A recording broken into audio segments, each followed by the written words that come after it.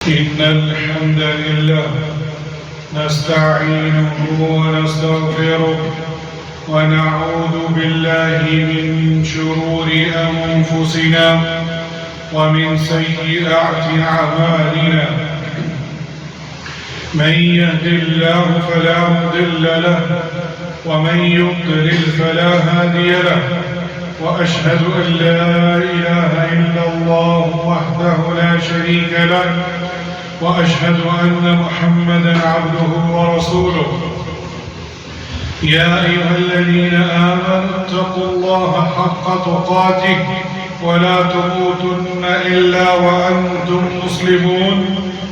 يا أيها الناس اتقوا ربكم الذي خلقكم من نفس واحدة وخلق منها زوجها وبث منهما رجالا كثيرا ونساء، واتقوا الله الذي تساءلون به والأرحام إن الله كان عليكم رقيبا. يا أيها الذين آمنوا اتقوا الله وقولوا قولا سديدا يصلح لكم أعمالكم ويغفر لكم ذنوبكم، ومن يطع الله ورسوله فقد فاز فوزا عظيما. أما بعد، إن أصدق الحديث كتاب الله، وأحسن الهدي هدي محمد صلى الله عليه وسلم، وشر الأمور محدثاتها، وكل محدثة بدعة، وكل بدعة ضلالة، وكل ضلالة في النار. أعوذ بالله من الشيطان الرجيم من همزه ونفثه ونفثه. بسم الله الرحمن الرحيم. إنك ميت وإنهم ميتون. لائق سر تقریم، سامعین مکرم، بزرگان دین، نوجوان ساتھیوں، آج 18 ربیع الاول 1447 ہجری ہے اور یہ ہفتے کا سید الایام جمعہ المبارک کا دن ہے۔ آپ صلی اللہ علیہ وسلم سب سے پہلے جو نصیحت کرتے تھے، اتق اللہ، اللہ سے ڈر جائیں، لعلکم ترحمون، تاکہ تم لوگوں پر رحم کیا جائے۔ اللہ کا تقوی اختیار کرنا یہ اللہ کی رحمت نازل کرنے کا سبب ہے۔ میں نے آپ کے سامنے ایک آیت کریمہ سورۃ الزمر آیت نمبر 30 تلاوت فرمائی ہے۔ مورخین کے بارے میں جنہوں نے تاریخ لکھی ہے، ان کے پاس اللہ کے رسول صلی اللہ علیہ وآلہ وسلم کی پیدائش کے حوالے سے کوئی مستند دلیل نہیں ہے، اور اللہ سبحانہ و تعالیٰ نے بھی آپ کی پیدائش کے حوالے سے جو تاریخ ہے اس کو مخفی رکھا ہے۔ لیکن آپ کی وفات کے بارے میں بہت سارے مورخین کے بارے میں یہ اتفاق ہے، وہ اس پر اثبات کرتے ہیں کہ آپ کی وفات 12 ربیع الاول کو ہوئی۔ وہ 12 ربیع الاول جو آپ کی وفات کا دن ہے، وہ لوگوں نے اس کو جشن میں تبدیل کر دیا، اور آج ہمارے معاشرے میں آپ کی وفات کے حوالے سے 2 عقیدے پائے جاتے ہیں۔ پہلا عقیدہ کہ آپ صلی اللہ علیہ وآلہ وسلم کی وفات ہو چکی ہے، آپ برزخ میں اپنی زندگی گزار رہے ہیں، اور برزخ کی زندگی کے بارے میں ہم نہیں جانتے۔ جس طرح ہمیں معلوم نہیں برزخی زندگی کیا ہے، بالکل اسی طرح آپ صلی اللہ علیہ وآلہ وسلم برزخ میں جانے کے بعد آپ کے پیچھے کیا ہو رہا ہے وہ نہیں جانتے۔ دوسرا عقیدہ جو ہمارے معاشرے میں اکثر اور بیشتر لوگوں کا کہ آپ کی وفات نہیں ہوئی، بلکہ آپ برزخ میں اسی طرح زندہ ہیں جس طرح ہم آج زندہ ہیں۔ آئیے قرآن اور حدیث اور صحابہ کرام کے منہج سے آج جاننے کی کوشش کریں گے کہ جو پہلا موقف ہے وہ درست ہے اور جو دوسرا موقف ہے جو لوگ اکثر اور بیشتر رکھتے ہیں وہ باطل پر مبنی ہے، وہ درست نہیں۔ پہلی دلیل اللہ سبحانہ و تعالیٰ نے قرآن مجید میں ارشاد فرمایا، سورۃ الانبیاء آیت نمبر 34، وَمَا جَعَلْنَا لِبَشَرٍ مِّن قَبْلِكَ الْخُلْدَ أَفَإِن مِتَّ فَهُمُ الْخَالِدُونَ۔ اللہ سبحانہ و تعالیٰ اپنے پیارے حبیب صلی اللہ علیہ وسلم سے مخاطب ہو کر کہہ رہے ہیں کہ آپ سے پہلے ہم نے کسی انسان کو ہمیشگی نہیں دی۔ لِبَشَرٍ مِّن قَبْلِكَ الْخُلْدَ، خالدین جس کو کہتے ہیں کہ آپ سے پہلے کسی بھی انسان، چاہے وہ نبی ہو یا رسول یا عام انسان، اس کو ہمیشگی نہیں دی۔ أَفَإِن مِتَّ، آپ کی وفات بھی ہوگی، اور فَهُمُ الْخَالِدُونَ، اور یہ جو آپ کو کہہ رہے ہیں کیا وہ ہمیشہ زندہ رہیں گے؟ یہ سورہ الانبیاء آیت نمبر 34 ہے۔ اس کا سیاق کیا ہے؟ یہ کس سے مخاطب ہو کر کہا جا رہا ہے؟ کفار مکہ۔ وہ کہا کرتے تھے کہ آپ نے مر جانا ہے، یہ مشرکین مکہ کا عقیدہ تھا، اور آج کے مسلمان کہتے نہیں آپ زندہ ہیں، آتے بھی ہیں اور مدد بھی کرتے ہیں۔ فَالْعِيَاذُ بِاللَّهِ مِنْ ذَلِكَ، وہ کیا کہہ رہے ہیں کہ آپ نے مر جانا ہے۔ تو اللہ سبحانہ و تعالیٰ نے یہ آیت نازل کی اور فرمایا کہ یہ جو اصول ہے كُلُّ نَفْسٍ ذَائِقَةُ الْمَوْتِ، ہر ایک کو، ہر ایک جان کو موت کا مزہ چکھنا ہے۔ اس میں انبیاء اور رسل بھی ہے، اور آپ صلی اللہ علیہ وآلہ وسلم بھی اس کے مستثنیٰ نہیں ہے۔ آپ کے اوپر بھی وفات آئی، آپ بھی اس دنیا سے جائیں گے، تو ان سے کہہ دیجئے یہ کفار مکہ سے، کیا یہ ہمیشہ زندہ رہیں گے؟ انہوں نے بھی تو مر کے میرے پاس ہی آنا ہے۔ تو یہ پہلی دلیل ہے کہ یہ جس کو پوچھتے ہیں صنم پرستی، ان کے بارے میں بھی یہ آ گیا جن کے دیوتاؤں کو اور جن اولیاء کرام کی قبروں کو یہ پوچھتے ہیں وہ بھی مر چکے ہیں، وہ بھی حیات نہیں ہے۔ حیات کون ہے؟ اللہ کی ذات الحی۔ تو یہ عقیدہ رکھنا کہ آپ صلی اللہ علیہ وآلہ وسلم زندہ ہے، اس آیت کریمہ سے ہمیں معلوم ہوتا ہے کہ آپ کی وفات ہو چکی ہے۔ دوسری دلیل، رب العالمین نے اپنے پیارے پیغمبر صلی اللہ علیہ وسلم سے فرمایا، إِنَّكَ مَيِّتٌ وَإِنَّهُمْ مَيِّتُونَ، سورہ الزمر کی آیت نمبر 30۔ اے محمد آپ نے بھی مرنا ہے، اور وہ جو جتنے بھی ہیں انہوں نے بھی مرنا ہے۔ اللہ اکبر۔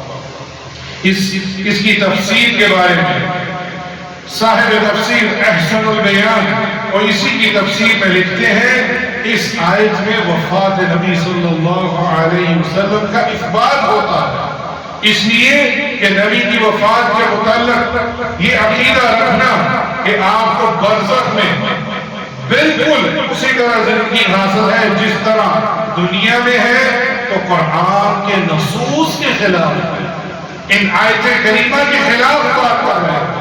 آپ پر بھی دیگر انسانوں کی طرح موت طاری ہوئی، اس لیے آپ کو دفن کیا گیا، آپ کو قبر میں اتارا گیا۔ آپ کی برزخی زندگی یقیناً وہاں ہے، لیکن وہ برزخی زندگی کا کیفیت ہمیں نہیں معلوم، کیسی ہے ہم نہیں جانتے۔ آپ برزخ کے اندر موجود ہیں، لیکن ہماری زندگی کی طرح زندگی نہیں ہے، اور آپ صلی اللہ علیہ وآلہ وسلم کو دوبارہ قبر میں دنیاوی زندگی عطا نہیں کی گئی۔ تفسیر احسن البیان صفحہ 1085 میں یہ آپ پڑھ سکتے ہیں۔ تیسری دلیل، اللہ اکبر، اس دلیل نے تو آپ صلی اللہ علیہ وآلہ وسلم کا نام لے کر اتارا۔ اللہ سبحانہ و تعالیٰ کہتے ہیں وما محمد الا رسول صلی اللہ علیہ وسلم. محمد صلی اللہ علیہ وسلم محض ایک رسول ہیں. قد خلت من قبلہ الرسل، آپ سے پہلے بھی جتنے بھی رسول آئے وہ گزر گئے. افإن مات او قتل انقلبتم على اعقابكم ومن ينقلب على عاقبيه فلن يضر الله شيئا وسيجزي الله الشاكرين. سورہ العمران 144 آیت. اے محمد، آپ صرف رسول ہیں صلی اللہ علیہ وسلم. ان سے پہلے بھی بہت سے رسول گزرے ہیں. اگر یہ فوت ہو جائے یا شہید ہو جائے تو کیا تم الٹے پاؤں پھر جاؤ گے؟ اور جو کوئی الٹے پاؤں پھر گیا تو وہ اللہ کا کوئی نقصان نہیں پہنچا سکتا. اللہ اپنے شکر گزار بندوں کو ضرور جزا دے گا. اللہ اکبر. اور آج ہم دیکھتے ہیں آپ کی وفات کے بارے میں یہ لوگ الٹے پاؤں پھر گئے. تو یہ بھی بتاتا چلو کہ احد کے اندر غزوہ احد میں رسول اللہ صلی اللہ علیہ وآلہ وسلم کے بارے میں مشہور کیا گیا تھا کہ آپ صلی اللہ علیہ وسلم کو شہید کر دیا گیا. تو صحابہ کرام یا ان جیسے لوگوں میں سے یہ پیغام کر دیا کہ آپ تو پیغمبر رہے نہیں، تو ان کے راستے میں چلنے کا ہمیں کیا فائدہ. تو یہ ان کے بارے میں یہ آیت نازل ہوئی کہ کیا رسول جتنے بھی پہلے آئے ہیں وہ فوت ہو جائے تو کیا تم پلٹ جاؤ گے؟ اسی آیت کی مزید تفصیل ہم آئندہ آگے بھی پیش کرتے ہیں. آگے چلتے ہیں. رسول اللہ صلی اللہ علیہ وآلہ وسلم نے ان کی وفات سے قبل کچھ ایسے آثار واضح ہو چکے تھے جن سے معلوم ہو چکا تھا صحابہ کرام کو کہ آپ کی وفات ہونی ہے اور آپ نے اس دنیا سے چلے جانا ہے. اسی لیے کہتے ہیں کہ جب بھی تفسیر پڑھے صحابہ کرام کا منہج لیا گیا تاکہ آپ کے سامنے اللہ اور اس کے رسول کے اوپر جو قرآن نازل ہوا تھا وہ واضح ہو جائے. سورۃ النصر اس کے نزول کے بارے میں امام بخاری کتاب التفسیر کے اندر یہ پورا قصہ لے کر آئے ہیں. رب العالمین نے آپ کی وفات کا اشارہ اسی آیت مبارکہ کے اندر کیا تھا. اذا جاء نصر اللہ والفتح ورأيت الناس يدخلون في دين الله أفواجا فسبح بحمد ربك واستغفره إنه كان توابا. کہ جب اللہ کی مدد اور فتح آ جائے تو لوگوں کو دیکھیں گے کہ وہ اللہ کے دین میں فوج در فوج داخل ہے. وہ اپنے رب کی حمد کے ساتھ تسبیح اور اس کی بخشش مانگ اور وہ ہمیشہ سے توبہ قبول کرنے والا ہے. عمر ابن الخطاب رضی اللہ عنہ بڑوں کی بزرگوں کی محفل میں بچوں کو لایا کرتے اور بالخصوص عبداللہ ابن عباس رضی اللہ عنہ. آج بھی بزرگوں کی محفل میں بچوں کو لائے وہ منع کرتے ہیں کہ مت لایا کریں. اسی طرح بزرگ صحابہ نے کہا یا عمر آپ کیوں لاتے ہیں ان بچوں کو؟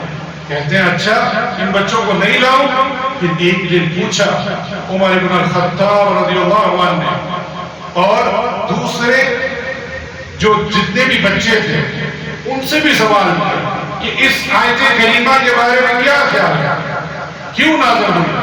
کسی نے کچھ کہا اور کسی نے کچھ.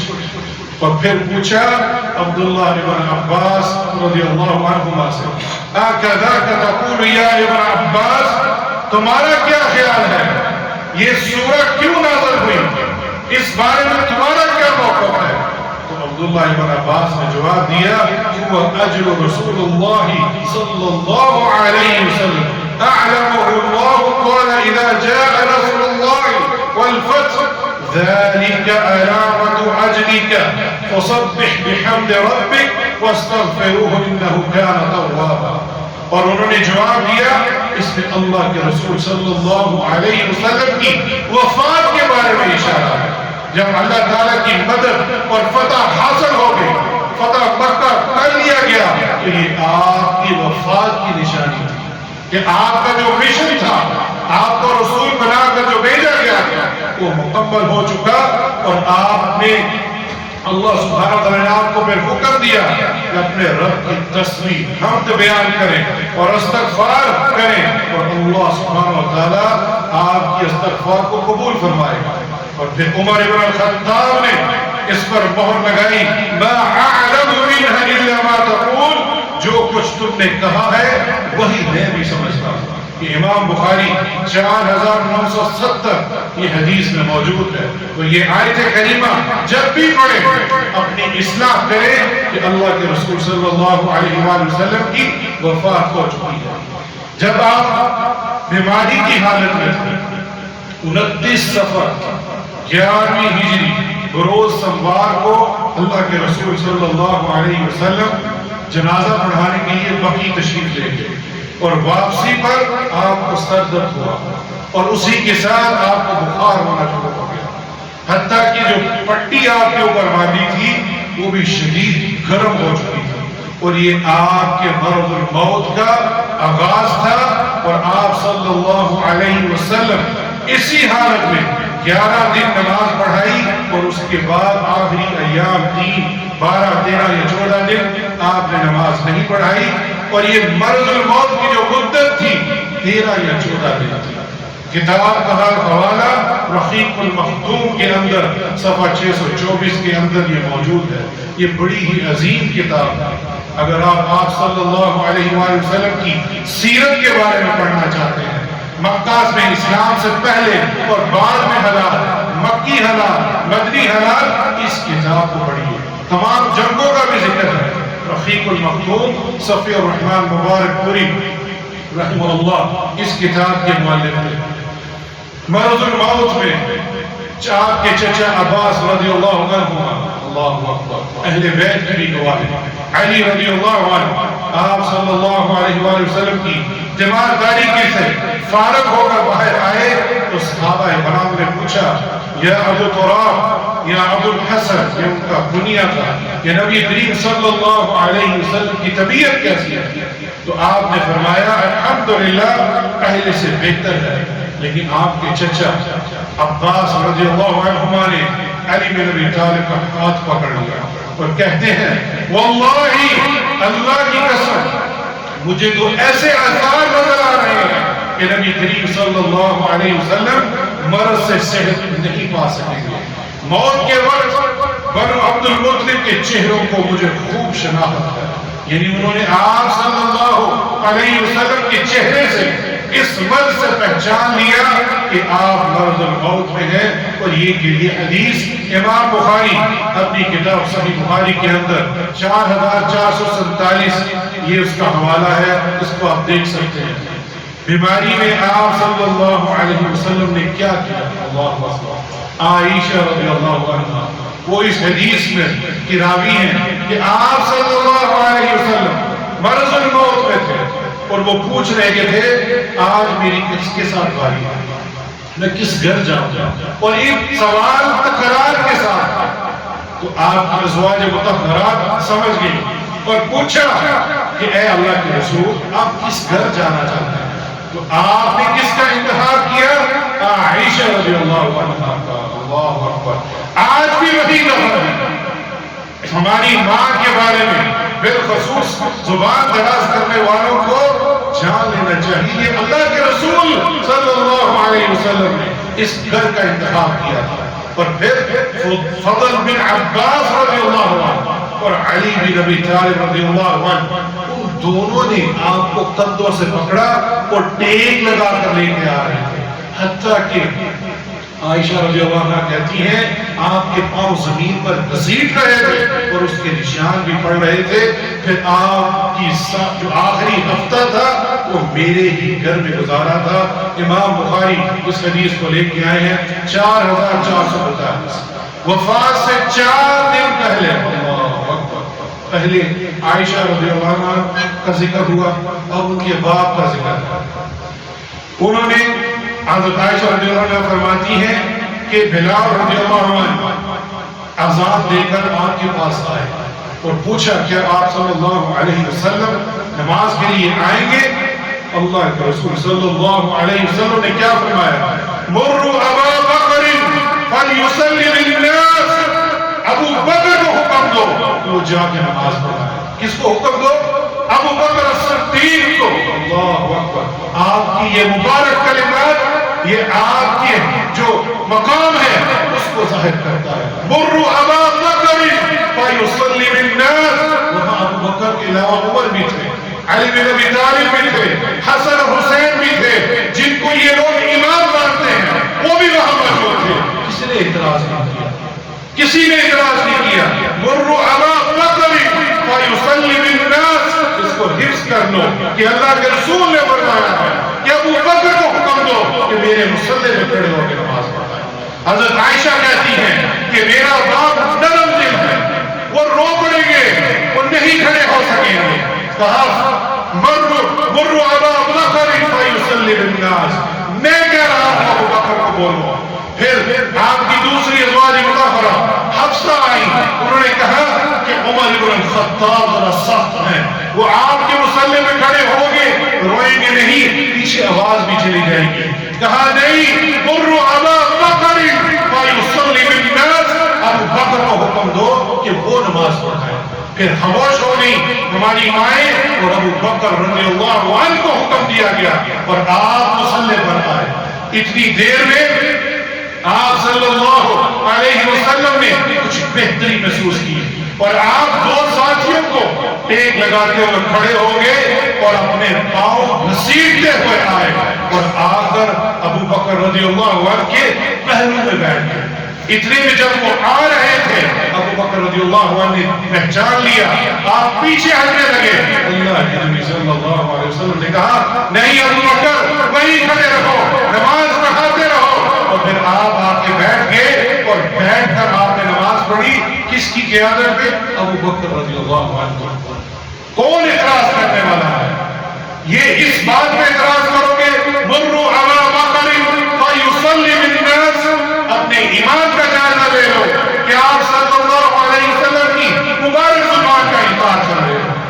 وہاں کسی کو کھڑے ہونے کی اجازت نہیں تھی سوائے اللہ کے رسول صلی اللہ علیہ وسلم نے ابو بکر رضی اللہ عنہ کو نماز پڑھنے کے لیے کہا۔ اور یہ سارا جو قصہ ہے، یہ حدیث ہے، امام بخاری کتاب الاذان میں 713 نمبر پر لے کر آئے ہیں، جا کے پڑھ لیجئے۔ مروا ابا بکر فلیصلی بالناس۔ پھر آگے چلی آپ کے لخت جگر فاطمہ رضی اللہ عنہ، وہ فرماتی ہیں کہ جب آپ مرض الموت میں تھے، مجھے بلایا اور بلا کر میرے کان میں سرگوشی کی، اور پہلی سرگوشی پر میں رو پڑی، اور پھر دوبارہ سرگوشی کی، میں ہنس پڑی۔ عائشہ رضی اللہ عنہ انہی کا حجرہ تھا، وہیں پہ تشریف لائی تھی۔ پوچھا اے فاطمہ، جب پہلی سرگوشی کی آپ رو پڑی تھی، اور جب دوبارہ سرگوشی کی تو آپ ہنس رہی تھی، یہ کیا ماجرا ہے؟ قالت سرانی فاخبرنی بموتی، موتی، کیا فرمایا کہ جب پہلی سرگوشی کی تو آپ صلی اللہ علیہ وسلم نے اپنی موت کی مجھے خبر دی۔ کس کو دی؟ اپنے لخت جگر کو۔ اور آج کا کلمہ کو مسلمان کہتا ہے نہیں، وہ زندہ ہے، آجمی ہے، والعیاذ باللہ من ذالک۔ اپنی اصلاح کیجیے، وہ اپنے لخت جگر کو کہہ رہے ہیں کہ میری موت آنے والی ہے۔ اور پھر فرمایا میں یہ سن کر رو پڑی۔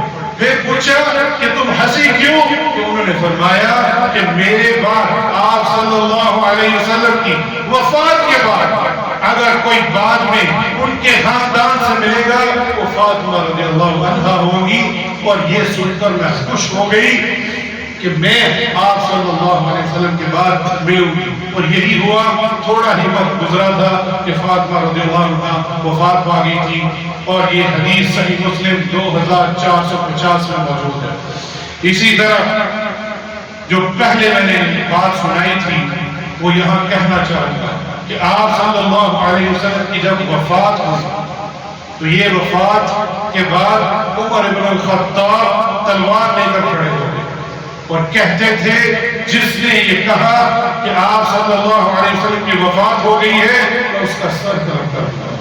تو حضرت عائشہ کہتی ہیں کہ آپ صلی اللہ علیہ وسلم کے پاس ابو بکر صدیق میرے والد آئے، گھوڑے پر تشریف لائے، وہاں سے اتر کر سیدھا مسجد نبی میں گئے، وہاں دیکھا کہ لوگ مشغول ہیں، سیدھا حجرے میں چلے گئے، وہاں جا کر دیکھا کہ آپ ایک یمنی چادر کے اندر آپ کا سر ڈبا ہوا ہے۔ آپ صلی اللہ علیہ وسلم کا چادر ہٹائی، بوسہ لیا اور باہر آ گئے، اور پھر کیا ارشاد فرمایا، اقول ما تسمعون واستغفر الله لي ولكم من كل ذنب فاستغفروه انه هو الغفور الرحيم۔ الحمد لله والصلاة والسلام على رسول الله، اما بعد۔ یہ جو خطبہ دیا تھا، میری یہ رائے ہے اس کو بورڈ کے اوپر لگا دینا چاہیے ہمارے معاشرے میں۔ کیوں؟ یہ عقیدہ ابو بکر صدیق نے یہ ہمیں بتایا۔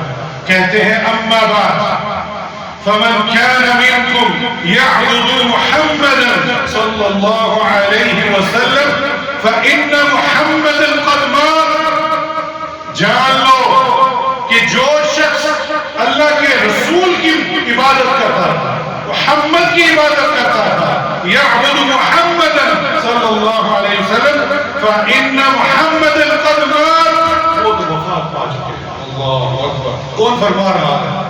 اللہ کے رسول کے بعد عظیم ہستی ابو بکر صدیق۔ کس سے فرما رہے ہیں؟ صحابہ کرام سے۔ اور آج یہ لفظ بولو تو استاد کہتے ہیں۔ کیا کہا کہ جو محمد صلی اللہ علیہ وسلم کی عبادت کرتا ہے فقد مات ومن كان منكم، اور تم میں سے جو کوئی یعبد اللہ کی عبادت کرتا ہے فإن اللہ حی لا يموت۔ اللہ اکبر، کہ اللہ ہمیشہ زندہ رہنے والا ہے، اس کو کبھی موت نہیں آئی، جو کہ لا سنۃ ولا نوم، نہ اسے اونگ آتی نہ ہی نیند آتی۔ الحی صرف اللہ کی ذات ہے۔ مرد کو، جنوں کو، انسانوں کو، پرند کو، جس نفس میں روح ہے اس نے مرنا ہر ایک نے، اور جو اللہ کی عبادت کرتا ہے اور وہ ہمیشہ زندہ رہنے والا ہے۔ اور پھر کیا ہے فرمائی، وما محمد الا رسول قد خلت من قبله الرسل افإن مات او قتل انقلبتم على اعقابهم۔ یہی وہ آیت سورہ آل عمران کی 144، یہ ارشاد فرمائی کہ اللہ کے رسول صلی اللہ علیہ وسلم وفات پا چکے ہیں، کیا تم اپنی ایڑیوں کے پر پلٹ جاؤ گے؟